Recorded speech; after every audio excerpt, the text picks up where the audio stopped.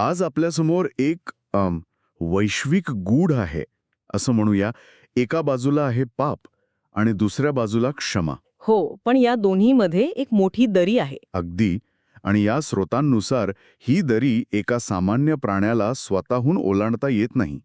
मग प्रश्न उडतो की क्षमा मिळते तरी कशी? आणि आज आपल्याला मिळालेल्या स्रोतांमध्ये याचं एक अत्यंत अनपेक्षित उत्तर दिलंय. हो, म्हणजे हे उत्तर एखाद्या वैश्विक कायद्याच्या कलमांसारखं उलगडत जातं आणि त्याचा संबंध थेट विश्वाच्या मालकी हक्काशी आहे. बरोबर.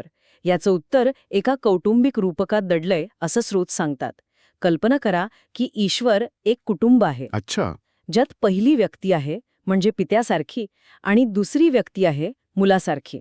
आणि या कथेनुसार क्षमा मिळवण्यासाठी त्या दुसऱ्या व्यक्तीला म्हणजे मुलालाच पुढाकार घ्यावा लागला. पण हे का गरजेचं होतं? तेच समजून घेण्यासाठी आपल्याला काळ अवकाश म्हणजे या ब्रह्मांडाच्या मालकी हक्काचा खेळ समजून घ्यावा लागेल. ठीक आहे. पण चर्चेला सुरुवात करण्यापूर्वी एक गोष्ट स्पष्ट करूया. ही जी संपूर्ण मांडणी आहे, हो, ही काळ आणि अवकाशात अडकलेल्या एका निर्मित प्राण्याच्या दृष्टिकोनातून केलेली आहे आणि तीही फक्त त्या काळापुरती मर्यादित आहे जेव्हा ईश्वराची दुसरी व्यक्ती स्वतः एक निर्मित प्राणी बनली होती. हो, ही चौकट खूप महत्वाची आहे, कारण स्रोत स्वतःच सांगतात की हे मानवी बुद्धीला समजावं म्हणून केलेले एक सोपं विश्लेषण आहे. अच्छा. तर ह्या कथेचा पहिला आणि सगळ्यात महत्वाचा भाग आहे काळ अवकाशाच्या मालकी हक्काची बदलती संकल्पना. थांबा, म्हणजे तुम्ही म्हणताय की पाप म्हणजे काय आणि क्षमा कशी मागावी हे ठरवण्यासाठी आधी हे तपासावं लागेल की त्या क्षणी विश्वाचा मालक कोण आहे? अगदी तसंच. ही तर एखाद्या प्रॉपर्टीच्या वादासारखी संकल्पना झाली. हे खूपच अनपेक्षित आहे. अगदी. ह्या मांडणीनुसार मालकी हक्क 5 टप्प्यांमध्ये बदलतो. पहिला टप्पा होता अवतार घेण्यापूर्वीचा. तेव्हा काय परिस्थिती होती? तेव्हा या विश्वाची म्हणजे काळ अवकाशाची मालकी पहिल्या आणि दुसऱ्या व्यक्तीकडे संयुक्तपणे होती. दोघेही मालक होते. कळलं. मग दुसरा टप्पा येतो जेव्हा दुसऱ्या व्यक्तीने स्वतः एक निर्मित प्राणी म्हणून अवतार घेतला. त्या क्षणी काय झालं? त्या क्षणी दुसऱ्या व्यक्तीने आपला मालकी हक्क तात्पुरता सोडून दिला. त्यामुळे काय झालं की विश्वाची संपूर्ण मालकी फक्त पहिल्या व्यक्तीकडे आली. अरे. हो, आणि हा एक खूप मोठा बदल होता, ज्याने पुढचे सगळे नियम ठरवले. म्हणजे दुसरी व्यक्ती एक प्रकारे सामान्य नागरिक बनली आणि विश्वाची सत्ता तात्पुरती पूर्णपणे पहिल्या व्यक्तीच्या हातात गेली. बरोबर. ह्या एका बदलामुळे पुढचे सगळे नियम बदलले असणार की नाही? अगदी. तिसरा टप्पा आहे क्रुसावरील बलिदानाचा. या घटनेमुळे दुसऱ्या व्यक्तीला काळा अवकाशाचा वारसा हक्क मिळाला. वारसा हक्क. हो, त्यामुळे मालकी हक्क आता पहिल्या व्यक्तीकडून दुसऱ्या व्यक्तीकडे हस्तांतरित झाला. अरे वा.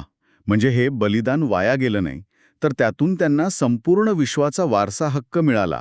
ही तर कथेला पूर्णपणे कलाटणी देणारी घटना आहे. हो, हीच या कथेतील निर्णायक घटना आहे.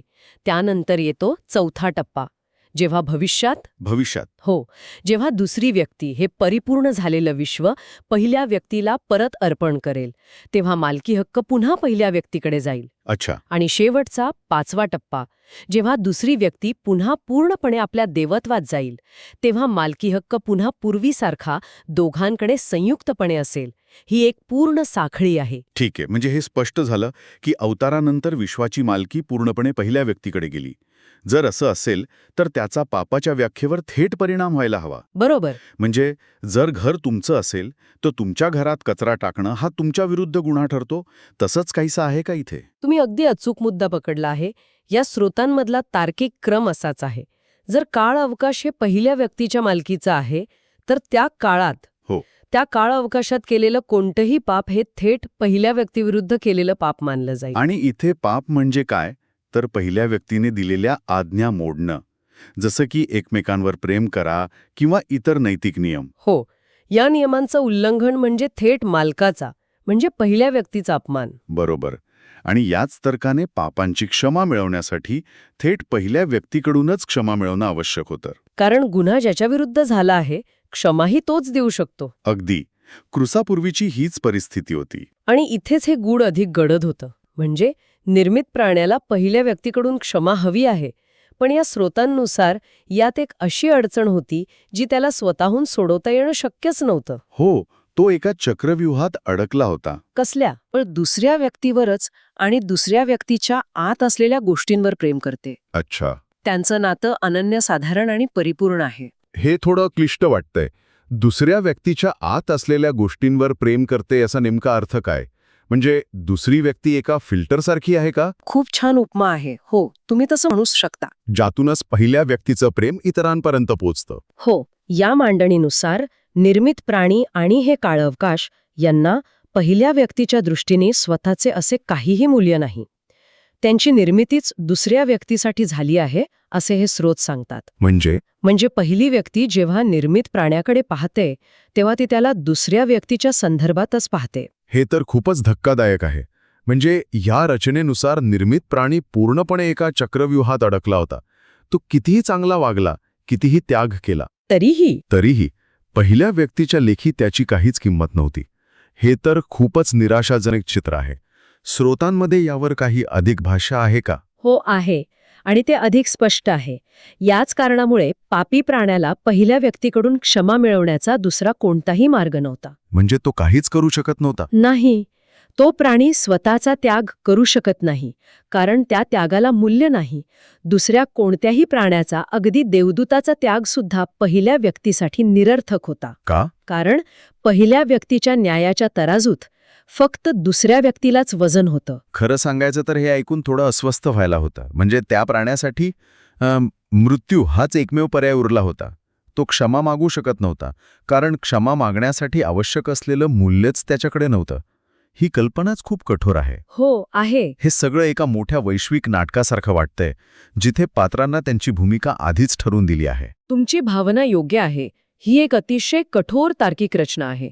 आणि याच ठिकाणी या कथेचा तो भाग येतो, जिथे या चक्रव्यूहातून बाहेर पडण्याचा एक मार्ग समोर येतो. एक उपाय? हो, एक असा उपाय जो त्या प्राण्याच्या आवाक्याबाहेरचा होता. मग तो उपाय काय होता?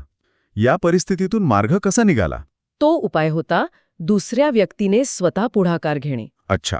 दुसरी व्यक्ती त्या पापी प्राण्याचे पाप स्वतःवर घेते, आणि आता इथे मूळ तर्क लागू होतो. कोणता? पहिली व्यक्ती केवळ दुसऱ्या व्यक्तीवरच प्रेम करत असल्यामुळे आणि तिच्यासाठी फक्त दुसरी व्यक्तीच मौल्यवान असल्यामुळे फक्त दुसऱ्या व्यक्तीचा त्यागच पहिल्या व्यक्तीला क्षमा करण्यासाठी प्रवृत्त करू शकतो.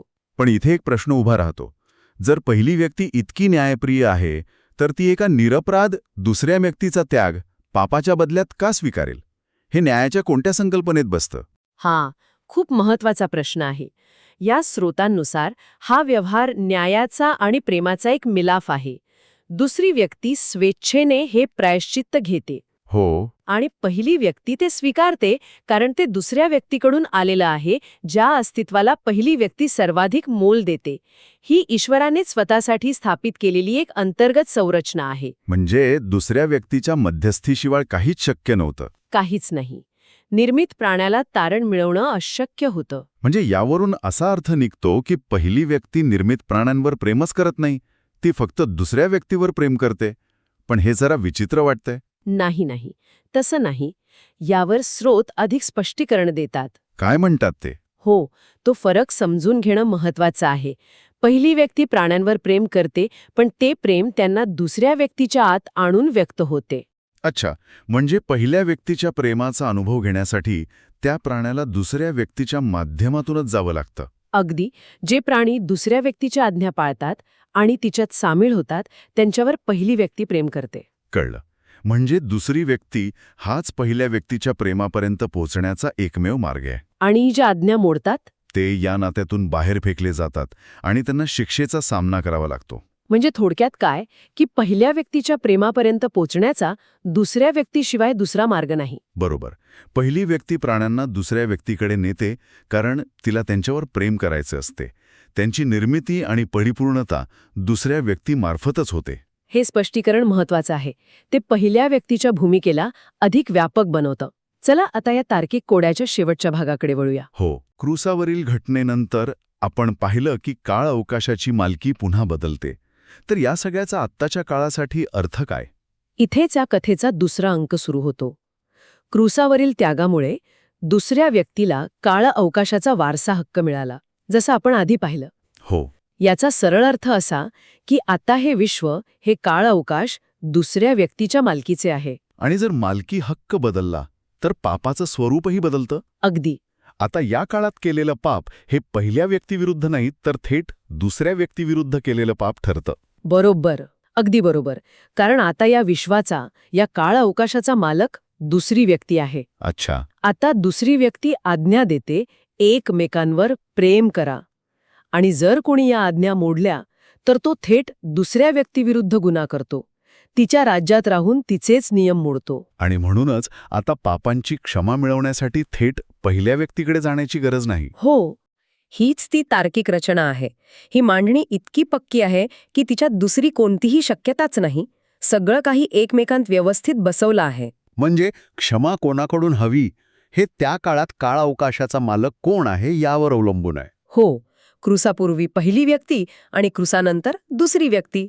आज आपण पापांची क्षमा कशी शक्य होते या एका मोठ्या गूढ प्रश्नापासून सुरुवात केली. आणि काळ अवकाशाची मालकी, पहिली आणि दुसरी व्यक्ती यांचं नातं आणि प्रायश्चित्ताची भूमिका. हो, यावर आधारित एक सविस्तर आणि अनपेक्षित मांडणी पाहिली. हे सगळं एखाद्या वैश्विक कायद्याच्या कलमांसारखं वाटतंय, जिथे प्रत्येक गोष्ट तर्काच्या आधारावर ठरलेली आहे. या चर्चेचा सार खरं तर खूप सोपा आहे, पण त्यामागची रचना गुंतागुंतीची आहे. तो सार काय आहे? सार असा की क्षमेची गरज कोणाकडून आहे हे त्या वेळी विश्वाचा मालक कोण आहे यावर अवलंबून आहे.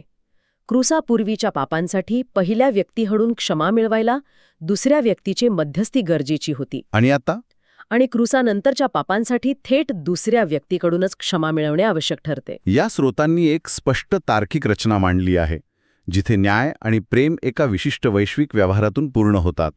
यावर एक अंतिम विचार असा येतो की जर क्षमा ही सर्वात मौल्यवान अस्तित्वाच्या त्यागावर अवलंबून असेल तर या विचारप्रणालीनुसार पाप आणि मूल्याच्या मूळ स्वरूपाबद्दल काय सूचित होते? हा एक खूप खोलवर विचार करायला लावणारा प्रश्न आहे. कदाचित याचा अर्थ असा होतो की पाप म्हणजे केवळ एक चूक किंवा नियम मोडणे नाही. मग काय आहे? पाप म्हणजे मुळात असीम मूल्याच्या नात्यात आलेला अडथळा आहे. आणि तो अडथळा दूर करण्यासाठी तितक्याच असीम मूल्याचा त्याग आवश्यक ठरतो. ही संकल्पना पाप आणि क्षमा या दोन्हीला एका वेगळ्याच पातळीवर घेऊन जाते.